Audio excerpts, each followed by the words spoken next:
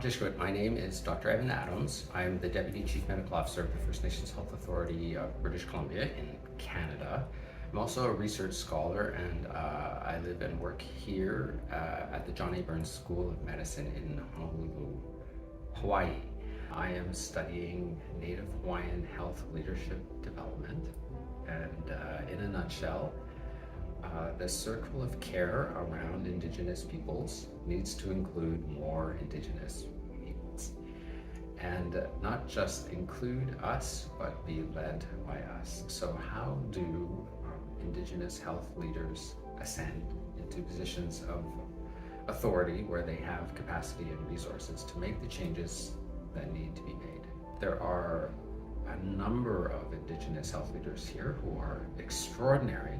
How do we recreate that over and over and over again, bringing up the next generation of Indigenous caregivers so they can do what needs doing? So that's the basis of my research. I'm impressed by how they do it here in Hawaii, how Hawaiian leaders hand off to younger Hawaiian leaders, and I think there's a lot for us to learn in Canada, and I dare say that in Canada's Indigenous people, I don't think we do that handoff quite so well. I don't think we're bringing up the next generation of leaders in the kindest, smartest way yet. So I'd like to be a part of that conversation for sure. So my background as an Indigenous physician is mainly in public health and partly in medical education and as a researcher. But my story is more personal. This is my great-grandfather. His name was Autumn. He was born in 1860.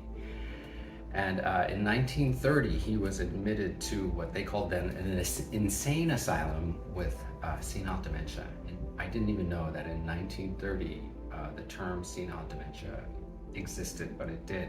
My great-grandfather, when I guess he was around 2 years old in 1862, was part of a huge smallpox epidemic that started in San Francisco, whipped south, whipped north, burned through many of our villages, infected him as a baby, and blinded him. So he's actually alive in this photo, but like many blind people, he doesn't use his eyes. He didn't open his eyes for the photo, and this photo was taken upon admission to hospital when he was 70. By the attending physician, who described his previous smallpox infection, which blinded him. Almost certainly that smallpox infection was a part of his senility or his dementia later in life. We have family stories about him.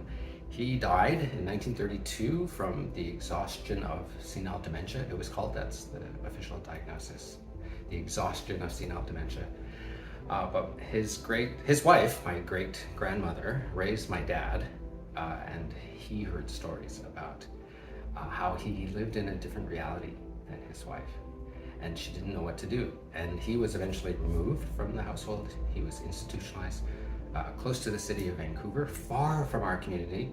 It was noted on his chart he didn't speak English, and that he was very peaceful upon admission, but got increasingly agitated to the point where he was exhausted and died a while later. And it really is an interesting story from the point of view of, even though it was a long time ago, we don't want that for our people. We don't want them to be institutionalized far away. There's a process that's occurring that was puzzling. He had what I call health interrupted. His health would have been a certain way, but with colonization, things happened to him like smallpox infection, like institutionalization, that changed his life, changed his outcome, added considerably to his suffering, and affected our family. I had this file with me, and in there are some notes that he had one single visitor in his entire time of being institutionalized, which was roughly 1.5 years, 2 years. And it was by his eldest son, whose name was Samuel Adams.